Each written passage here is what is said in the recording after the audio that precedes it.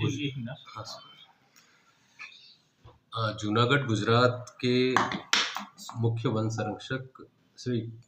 रमेश के द्वारा प्राप्त सूचना के आधार पर उन्होंने ये बताया कि इंस्टाग्राम के ऊपर कोई जालोर ज़िले के सियावट गांव के एक लक्ष्मी फैशन एंड साफा हाउस करके एक शॉप है, उसके जो कोई व्यक्ति द्वारा नरेंद्र सिंह करके उसके ओनर हैं, उसके द्वारा एक इस तरह से क्लेम किया जा रहा है कि भाई ये बब्बर शेर के नाखून हैं और वो बेच रहे हैं। तो उस प्राप्त सूचना पर संज्ञान लेते हुए मैं स्वयं और मेरे सहायक वन संरक्षक और मेरे क्षेत्रीय वन अधिकारी और समझ काफ़ी सारा स्टाफ लेके 7-8 स्टाफ लेके हम अलग अलग 2-3 गाड़ियों में हम गए और हम फर्जी ग्राहक बन के और मैंने खुद ने अप्रोच किया उनको, और उसके बाद में उनसे वो मंगवाया गया, देखा गया उसके अंदर,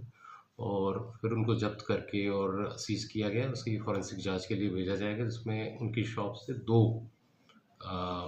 शेर के तथाकथित शेर के वो मिले हैं, जो कि संदेहास्पद टाइप से लग रहे हैं। मतलब उसका जो प्राइमा फेसी देखने पे वो ऐसे नहीं लग रहे हैं कि वो ओरिजिनल है, बट फिर भी कोई भी पॉसिबिलिटी को रूल आउट नहीं करते हुए हम उसको फॉरेंसिक में भेज के जांच करवाएंगे। इसके अतिरिक्त जब उससे थोड़ी कड़ी पूछताछ की गई तो उसने बताया कि जीवाणा में भी कोई मारवाड़ी साफा हाउस करके है, उसके कोई एक मालिक जो हस्ताराम करके है, तो वो भी इस तरह के आर्टिकल्स बेचते हैं और उनको देख के ही मैंने बेचना शुरू किया। तो हम लोग वहाँ पे भी पहुँचे और वहाँ पे पहुँच के और उनसे पूछा तो उन्होंने भी 9 बब्बर शेर के तथाकथित जो बताया उन्होंने कि भाई ये 9 उनके पास में अभी नाखून बिक्री के लिए हैं, और उसके अलावा उनके पास में 2 कड़े बताए जो उन्होंने कहा कि ये गेंडे की खाल से बने हुए हैं। इसके अलावा उनके पास में एक ब्रेसलेट भी मिला जिसमें उन्होंने बताया कि भाई ये हाथी दाँत से बना हुआ है। कि सभी आर्टिकल्स को जब्त कर लिया गया। उन सभी दोनों ही प्रतिष्ठानों पे उनकी ओनर्स के और उनके साथ में जो भी थे उनके साथी, उन सभी के फ़ोन्स को जब्त करके और उनमें से जो उनके बायर्स और सप्लायर्स वगैरह इनके हैं, उनके सभी के जांच की गई, और उसमें से एक जो दोनों में कॉमन निकला, तो वो एक व्यक्ति था जो अपने डुमरिया निवासी